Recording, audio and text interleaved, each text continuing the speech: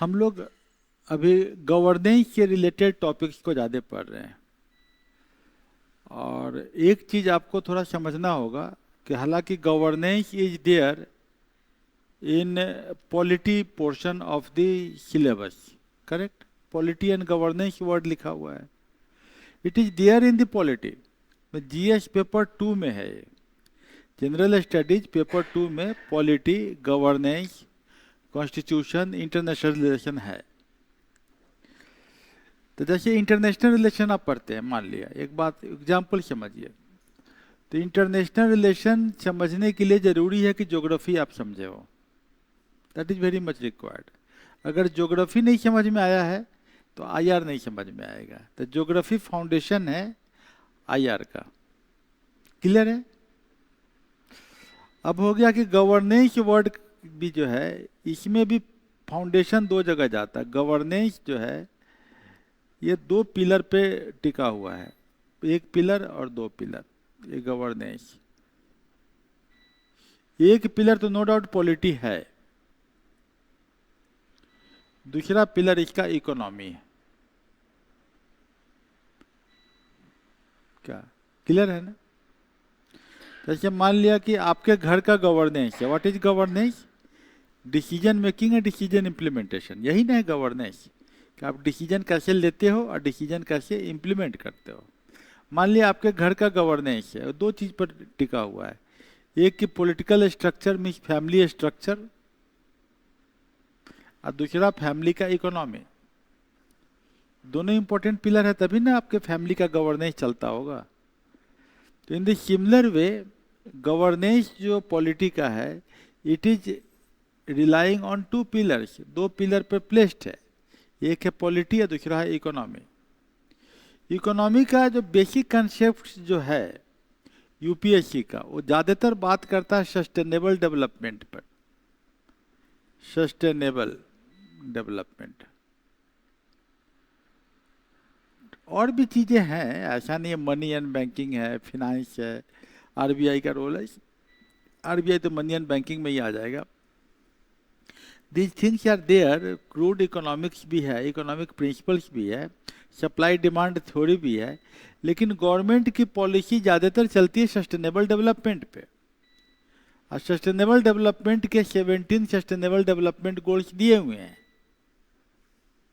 गरीबी कैसे हटाना है, भूखमरी कैसे हटाना है, हेल्थ कैसे ठीक करना है, एजुकेशन पे क्या काम होगा, क्लीन ड्रिंकिंग वाटर पे क्या काम होगा, शहर कैसे मॉडर्न बनेंगे, हाउसिंग स्कीम कैसे अच्छा होगा, गांव कैसे मॉडर्न बनेगा, लैंड कैसे अच्छा रहेगा, लैंड का लाइफ कैसे बढ़ेगा, नदी का लाइफ कैसे बढ़ेगा। तो ये सभी चीज़ें जो है इसमें जुड़ी हुई रहती है।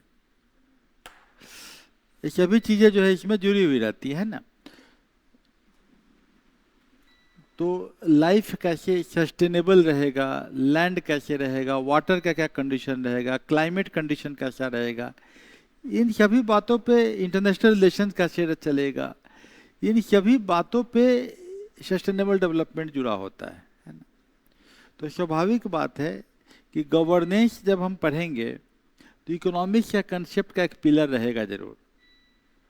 अब हम एक क्वेश्चन को डील करते हैं, जो क्वेश्चन कोऑपरेटिव सोसाइटी हम यहाँ टॉपिक दिए हैं, और एक क्वेश्चन जो यहाँ लिखा हुआ है, इस क्वेश्चन को समझिए थोड़ा सा, तो आपको समझ में आएगा कि कोऑपरेटिव वर्ड भी यहाँ इस्तेमाल में आएगा, एसटीजी वर्ड भी यहाँ इस्तेमाल में आएगा, इंक्लूसिव ग्रोथ की पॉलिसी भी इस्तेमाल में आएगा। कैसे इंक्लूसिव ग्रोथ होता है, लिख रहा है कि the need for cooperation, need for cooperation among various service sectors, various service sectors has been an inherent component of development discourse। जब डेवलपमेंट की हम बात करते हैं, तो डेवलपमेंट का मतलब हम क्या बोल रहे हैं यहाँ पर? सस्टेनेबल डेवलपमेंट, है ना। और इसमें जो है different service sector, service sector का हो गया primary sector, secondary sector, tertiary sector. Service sector tertiary sector है। और नीड फॉर कॉपरेशन, वहाँ कॉपरेशन की बात कर रहा है। Partnership bridges the gap among the sectors, एक सेक्टर से दूसरे सेक्टर का पार्टनरशिप बहुत ज़रूरी है, यही गैप को पाटना है। It also sets in motion a culture of collaboration, आपस में मिलजुल के team spirit. In the light of the statement above examine India's development process. अब इस चैप्टर, कोई बोले कि इस चैप्टर का क्वेश्चन है, तो ये गलत है।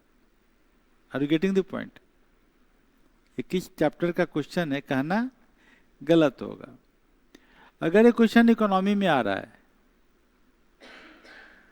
तब भी यहाँ पर पॉलिटी का जो इंक्लूसिव ग्रोथ है, इंक्लूजन की बात करते हैं, डेवलपमेंट, ऑल राउंड डेवलपमेंट की जो हम बात करते हैं, डायरेक्टिव प्रिंसिपल्स आर्टिकल 44 की हम बात करते हैं, वो सब चीज़ यहाँ पर आएगा। बिसाइड सस्टेनेबल डेवलपमेंट गोल आएगा, बिसाइड्स गवर्नमेंट की पॉलिसी की बात होगी, और गवर्नमेंट की पॉलिसी जब होगा तो public private partnership PPP model की भी बात होगी। पब्लिक प्राइवेट पार्टनरशिप समझ रहे हैं? जैसे नेशनल हाईवे अथॉरिटी ने रोड बनाया और रोड को जोड़ दिया वाटर लैंड से, क्या, और उसमें लोगों का शेयर भी लगा हुआ है, लोग बॉन्ड भी खरीदे हैं, कुछ लोगों ने इन्वेस्टमेंट भी किया है, कुछ लोग इन्वेस्टमेंट करके बाद में टोल टैक्स से पैसा वसूलेंगे। तो कोलैबोरेशन तो यही ना है भाई। What is collaboration? इस वर्ड को तो ऐसे डिफाइन करेंगे। टीम स्पिरिट जब हम बात करेंगे तो स्वाभाविक बात है, सभी को टीम क्या करना है, all departments will work to make India in 2047 world leader, यही ना है हमारा टीम स्पिरिट। तो ये स्पिरिट की बात करनी होगी। तो आप बोलोगे ये इस चैप्टर का क्वेश्चन है, तो बहुत सारे क्वेश्चन एक चैप्टर पर रिस्ट्रिक्टेड नहीं होता है। इसके लिए जरूरी क्या है?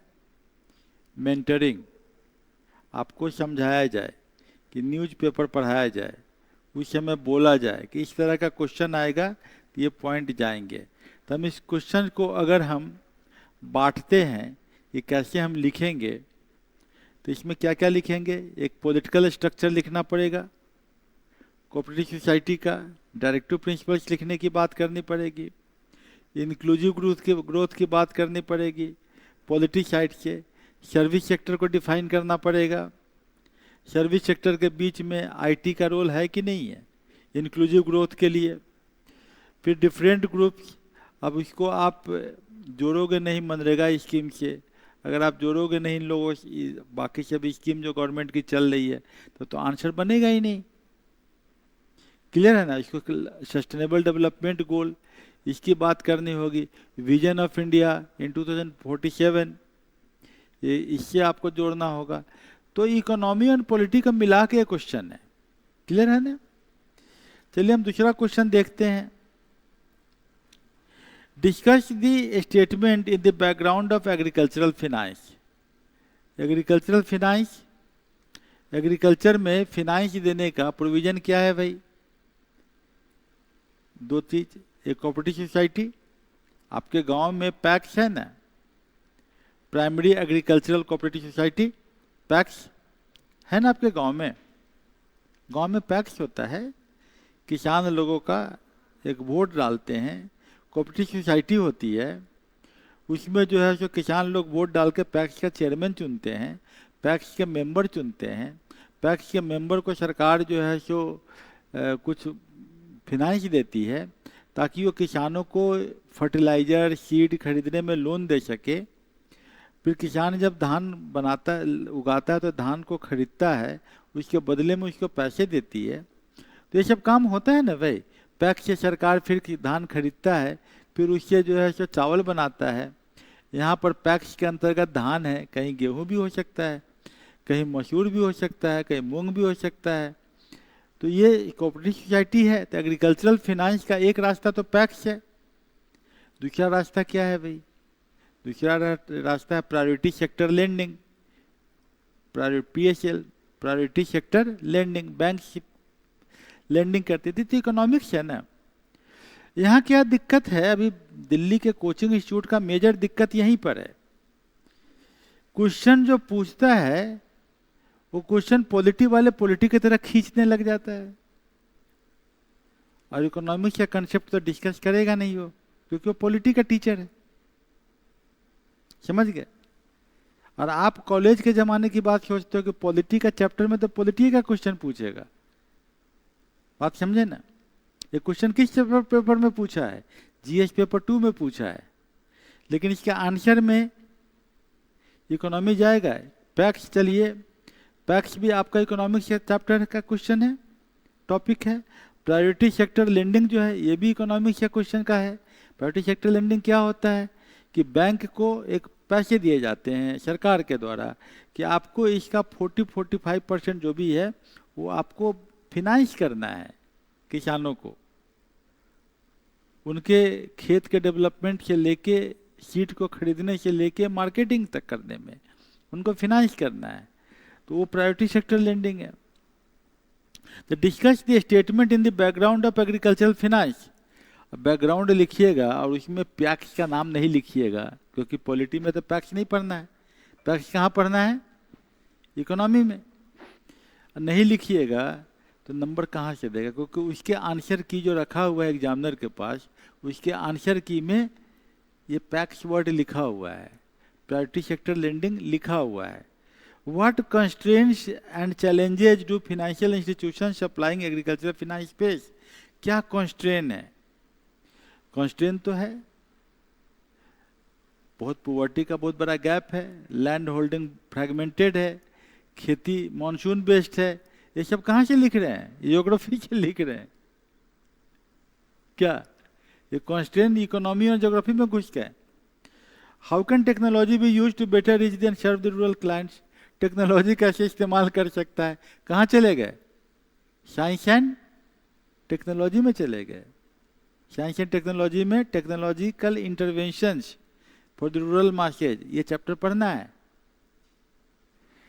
तो अमृतांशु जी, ये क्वेश्चन कहाँ का है? ज्योग्राफी का है कि पॉलिटी का है कि इकोनॉमी का है? ये सबका मिक्स है। और आप जब डीएम बनते हैं तो आप ये नहीं बोल सकते कि हमको हेल्थ का आइडिया नहीं है, और हमको डैम का आइडिया नहीं है, और हमको भूकंप आता है तो रिचर स्केल नहीं पता है। क्या बोल सकते हैं? और हमको बैंकिंग का आइडिया नहीं है, आप नहीं बोल सकते। You are the policy maker, आप तो पॉलिसी के हिसाब से क्वेश्चन का आंसर करोगे ना। कोचिंग इंस्टीट्यूट क्या करता है आपका? अपने अपने सब्जेक्ट में खींचता है। वो बोलता है कि मैं अपने सब्जेक्ट में ही खींचूंगा, आपको नंबर तो मिलेगा इसमें। इसको पॉलिटिकल साइंस का टीचर अगर इसका आंसर लिखाएगा, तो सिर्फ पॉलिटी पढ़ा रहा हो, तो इसके आंसर में 10 में 1 नंबर मिल जाता बहुत है क्या? खाली इकोनॉमिक्स वाला लिखाएगा तो हो सकता है 10 में 3 आ जाए, और ज्योग्राफी वाला लिखाएगा तो 10 में 2 आ जाए। लेकिन सबको मिला दीजिएगा तो हो सकता है कि आपको 6 आ जाए। ये कौन मिलाएगा? आप मिलाओगे। I will do the mentoring part. मैं वही समझा रहा हूं आपको, समझ रहे हैं ना? मैं आपको खाली समझा रहा हूं। इसका तरीका क्या है कि मैं आपको 500-600 क्वेश्चन लिखवा लूंगा। क्या करूंगा? 500-600 क्वेश्चन लिखवा लूंगा। हार्डली मुझे 30-35 टेस्ट लेने पड़ेंगे, 50 टेस्ट लेने पड़ेंगे। हमारे पास 80 दिन रहता है पीटी के बाद, और हम आपको 80 टेस्ट, लेकिन उसके पहले आप 1 साल तैयारी कीजिएगा तब ना। तैयारी कीजिए, किए ही नहीं रहिएगा और पीटी के बाद बोलिएगा सर हमको फिर से पढ़ा दीजिए। आप तो पढ़िएगा कि लिखिएगा? पढ़िएगा तो लिखाएगा नहीं, और लिखिएगा एग्जाम में तो नंबर नहीं आएगा, फिर तो आप फेल ही हो जाइएगा। तो बेटर है कि 1 साल जीभ के ऊपर में दांत से दबा लीजिए, और जीभ को मत बोलिए कुछ और बोलने देने को, और बोलिए कि 1 साल एकदम तैयारी कीजिए, हर दिन कम से कम 8 घंटा WAR करके। WAR मतलब राइटिंग, एसोसिएशन एंड रिवीजन करते हुए तैयारी कीजिए।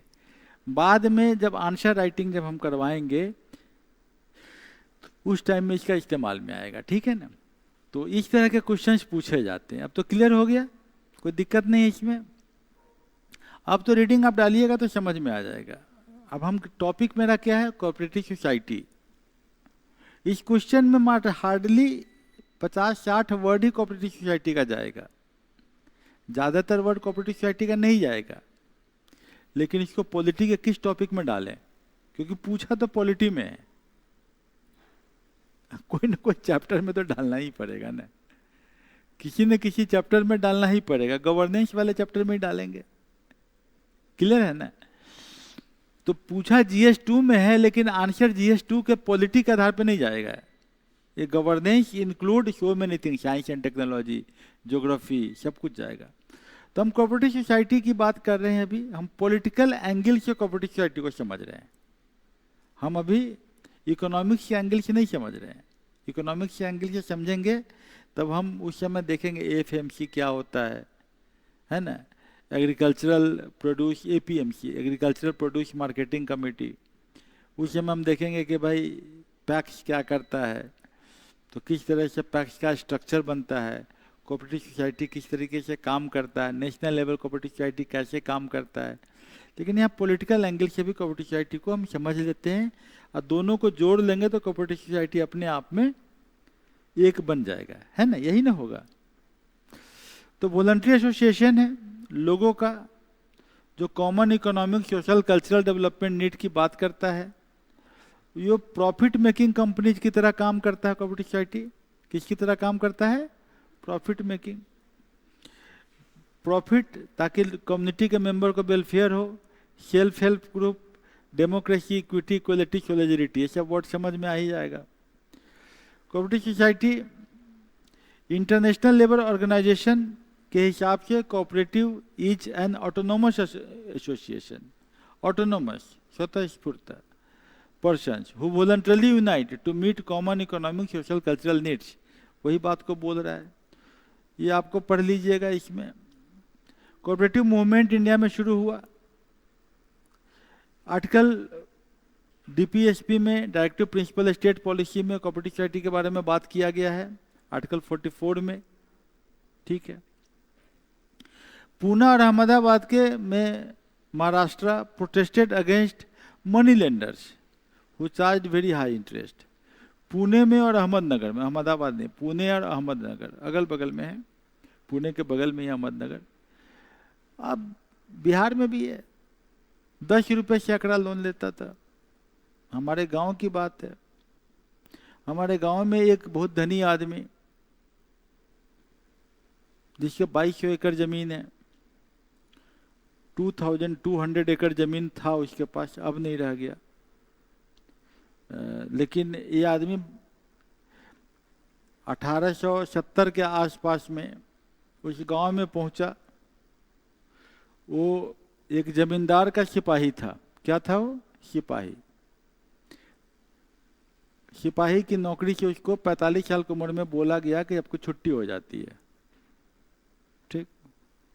एक साइकिल उसके पास था और साइकिल लेके वो आया वो गांव, उस एरिया में, वहाँ को उसका रिश्तेदार था।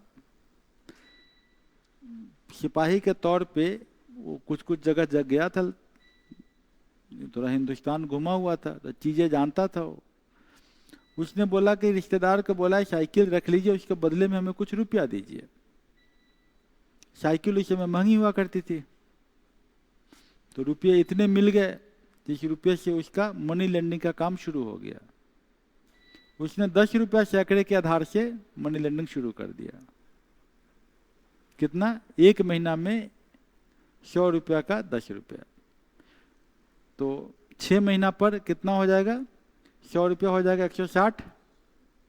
फिर 7वां महीना में 16 रुपया के हिसाब से चलेगा वो, 6 महीना का चक्रवृद्धि ब्याज, समझ गए?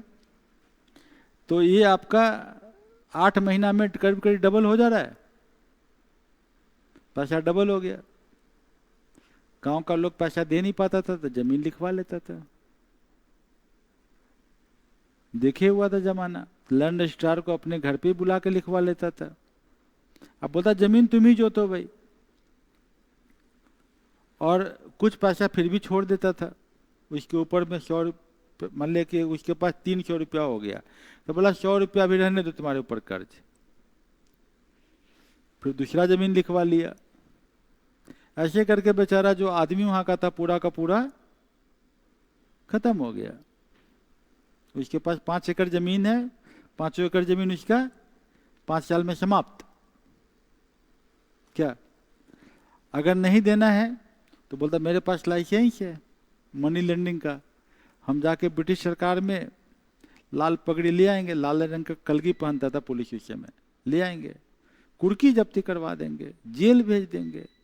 लोग डर से जो है दे देते थे, जमीन ले जाइए भाई, समझ गए। कभी कभी क्या करता था लोग, फसल आधा था हुआ, आधा पर फसल रख, बोला कि आपका फसल जो है जमीन रहने दो, तुम ही फसल करो, आधा तुम देना, बोला आधा तुम ही रख लो ना, कोई दिक्कत नहीं, वो पैसे में समेट लेना। गरीब आदमी ऐसे ही करता था। इस तरह करके उसने 30 साल के अंदर में 2000 एकड़ जमीन ऊपर कर लिया था। ऑन रिकॉर्ड इसके पास 2200 एकड़ जमीन हो गए। अब इसके विरुद्ध में अगर प्रोटेस्ट होगा फार्मर्स का तो सही होगा कि गलत होगा? प्रोटेस्ट किया, बिहार में नहीं किया, पुणे और अहमदनगर में प्रोटेस्ट किया। तो British past laws like the Deccan agricultural relief act 1879, history में पढ़ना होगा, हिस्ट्री में 10th क्लास के फर्स्ट चैप्टर में ये एक्ट की बात करता है कि डक्कन, 10th नहीं 11th क्लास का, Deccan agricultural relief act 1879, land improvement act लाया और एग्रीकल्चरिस्ट लोन एक्ट लाया 1884 में। समझ गए? हम उस समय की कहानी बता रहे हैं जो हम लोग हमने अपने ग्रैंडफादर से सुना था, वो कहानी सुना रहे हैं। ठीक है, सही बात है कि नहीं? दिख रहा है कि ब्रिटिशर्स के पास लगा कि भाई प्रोटेस्ट हो जाएगा, देश में मनी लेंडर के चक्कर में हमें भागना पड़ जाए ना कहीं इंडिया छोड़ के, वो लोग एक्ट लेके आए। ठीक है, अभी हम लोग क्या बात कर रहे हैं, थोड़ा हिस्टोरिकल पर्सपेक्टिव में। कोऑपरेटिव क्रेडिट सोसाइटी एक्ट आया 1904 में, ताकि क्रेडिट दे सके किसानों को। किसको दे सके? किसानों को क्रेडिट दे सके। 1919 में मोंटेक चेम्सफोर्ड रिफॉर्म्स आया था, पढ़ा है आपने? हाँ, वेरी गुड। तो cooperative became a provincial subject. वहां पर क्या हुआ था? Reserved subject and provincial and central list, reserve subject and transfer subject. Government of India act 1935 इसी को कर दिया। 1942 में British India government enacted multi unit cooperative society act to cover cooperative societies working more than one province. मतलब कि कोई cooperative अगर बड़ा हो गया, चीनी उगाने वाले लोग अगर चीनी का मिल बना रहा है तो सोसाइटी बड़ा हो गया तो एक से दूसरे स्टेट में भी काम कर सकता है, 2-2, 3-3 स्टेट का बना कर सकता है। तो कोऑपरेटिव मूवमेंट का एक हिस्ट्री आपको पढ़ा दिए, थोड़ा समझ लीजिएगा। इंडिपेंडेंस के बाद क्या हुआ? 5 ईयर प्लान हम बोले थे ना कि प्लानिंग कमीशन 1958, ये इंपॉर्टेंट नेशनल डेवलपमेंट काउंसिल, ये आपका फॉर्म किया। National cooperative development corporation act के तहत आ गया 1962 में। जो मल्टी स्टेट कोऑपरेटिव सोसाइटी था उसी को इनैक्ट किए। कोऑपरेटिव पर आया, ministry of cooperation was created on 2021। अभी जो है बहुत इंपॉर्टेंट मिनिस्ट्री हो गया कोऑपरेटिव। बिहार का एक बहुत इंपॉर्टेंट कोऑपरेटिव सोसाइटी का नाम बताओ जो बहुत इंपॉर्टेंट है। पटना का सबसे बड़ा बिल्डिंग उसी का है। सबसे, अभी शायद हो सकता कोई और बिल्डिंग हो गया हो, लेकिन अभी तक डिक्लेयर्ड पटना का सबसे बड़ा बिल्डिंग वही है, सबसे ऊंचा बिल्डिंग वही है। कौन सी सोसाइटी है? विस्कोमैन। विस्कोमैन का है ना बिल्डिंग, 3 कलर से तिरंगा झंडा से रंगा हुआ है गांधी मैदान के पास। तो सबसे बड़ा कोऑपरेटिव सोसाइटी है। उसका चेयरमैन का इलेक्शन होता है तो बहुत हंगामा हुआ रहता है। कोऑपरेटिव सोसाइटी का इंपॉर्टेंस पढ़ाने की जरूरत है नहीं आपको। ये देख लीजिए आपको 97 कॉन्स्टिट्यूशनल अमेंडमेंट एक्ट, इसमें जो है कोऑपरेटिव सोसाइटी के बारे में बोला, provision related to cooperatives in the fundamental rights, directive principles and new constitutional part, इसके बारे में बात होने लगा। कहाँ कहाँ आया ये आर्टिकल 19(1)(c), तो कोऑपरेटिव की बात होगी तो आर्टिकल लिखना जरूरी हो जाएगा। 43, 9B 243, ZH से 243 ZT, ये कहाँ पर था? 243 कहाँ था? पंचायती राज में। याद आया? 243 पंचायती राज में था ना 243। तो ये आपको यहाँ पर कोऑपरेटिव की बात कर रहा है। पार्ट 9 ऑफ द कॉन्स्टिट्यूशन, चलिए पढ़ लीजिएगा। और इसमें जो बात करता है पार्ट 9 में कोऑपरेटिव सोसाइटी कैसे काम करेगा, तो इसमें मैक्सिमम नंबर ऑफ डायरेक्टर कितने रह सकते हैं? द 21।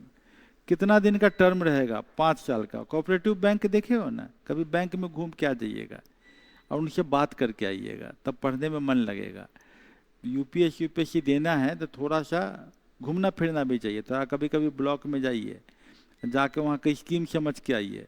ब्लॉक में एक होता है लेबर वेलफेयर ऑफिसर, उससे पूछे कि आप क्या काम करते हैं सर, थोड़ा आप बताइए हमको, हम यूपीएससी तैयारी कर रहे हैं, हमको आपके स्कीम के बारे में थोड़ा समझना है। एक होगा ब्लॉक पंचायती राज ऑफिसर बीपीआरओ, उससे पूछिए कि पंचायती राज में आप क्या काम करते हैं। एक होगा ब्लॉक कोऑपरेटिव ऑफिसर, तो उससे पूछिएगा आप क्या काम करते हैं साहब, आप कैसे, आपका रोल क्या है। एक होगा ब्लॉक एग्रीकल्चर ऑफिसर, उनसे भी जाके बात कीजिए। वीडियो तो है ही, लोग यही एक ही वीडियो जानते हैं, हम किसकी बात करें, वीडियो से अभी मिलना ही नहीं है, अभी कहाँ कहाँ मिलना हम बता रहे हैं आपको। तो ब्लॉक एग्रीकल्चर ऑफिसर, फिर ब्लॉक एजुकेशन ऑफिसर, ठीक है ना, फिर एक CDPO child development project officer, फिर एक पीओ प्रोजेक्ट ऑफिसर। कितने ऑफिसर हमने बता दिया अभी तक? 10। तो ये 10 से जरूर मिलिएगा।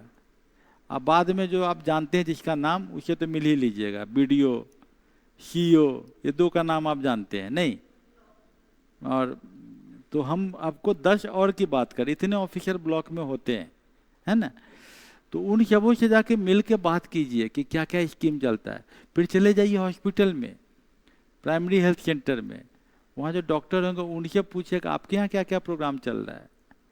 फिर चले जाइए कोऑपरेटिव बैंक में, बोले आपका इलेक्शन कैसे होता है।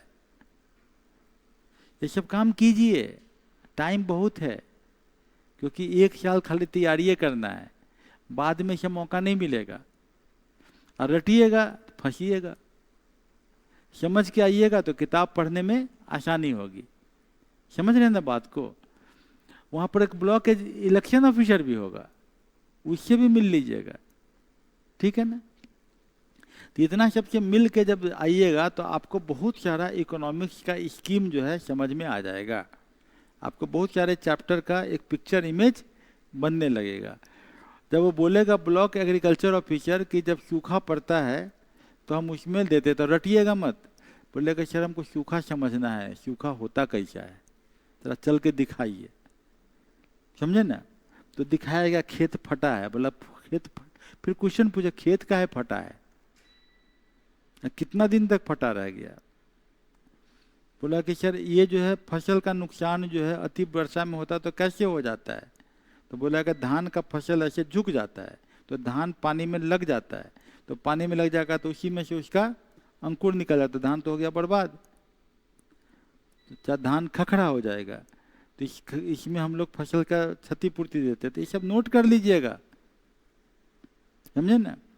तो जितना अच्छा से प्रोजेक्ट बना लीजिएगा उतना ज़्यादा अच्छे से आपको जो फिर जाइएगा अपने पंचायत में पैक्स वाले के पास, किसके पास? पैक्स वाले के पास, आप क्या क्या काम करते हैं वो बताएगा। फिर जाइएगा किसके पास? वार्ड मेंबर, आप क्या क्या काम करते हैं भाई।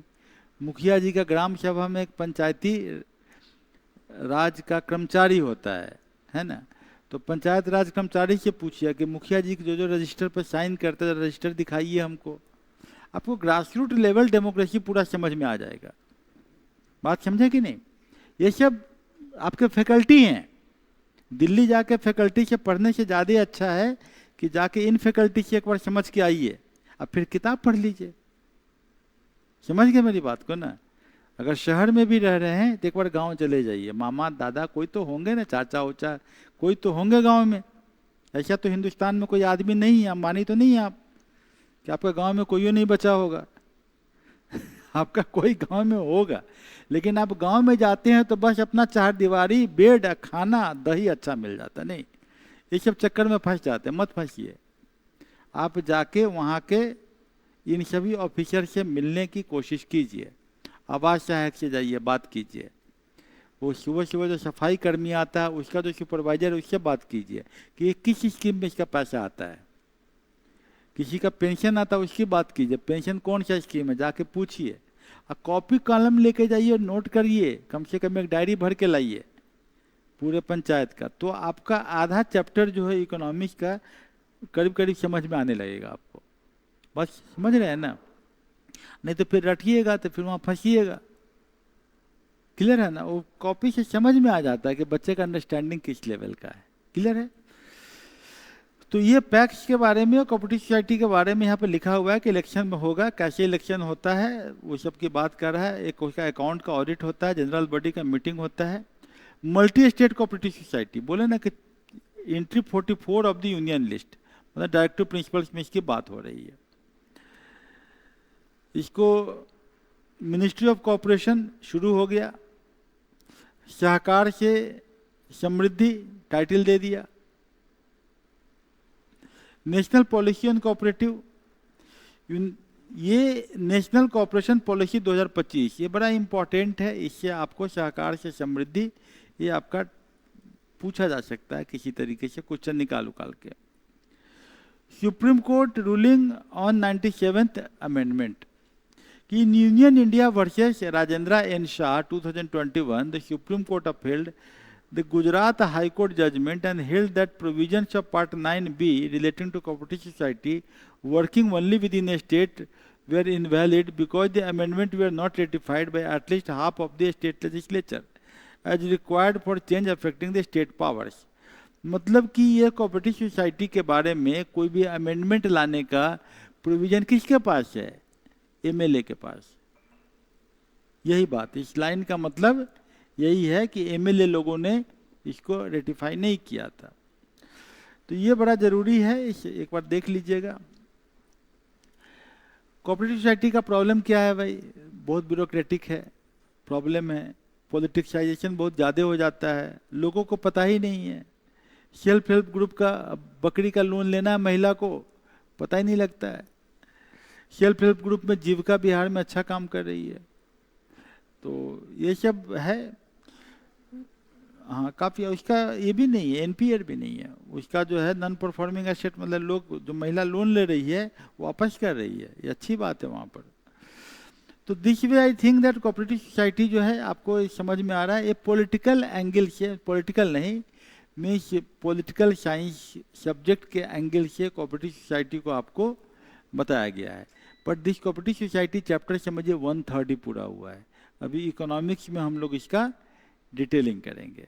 सही बात है, क्लियर है ना।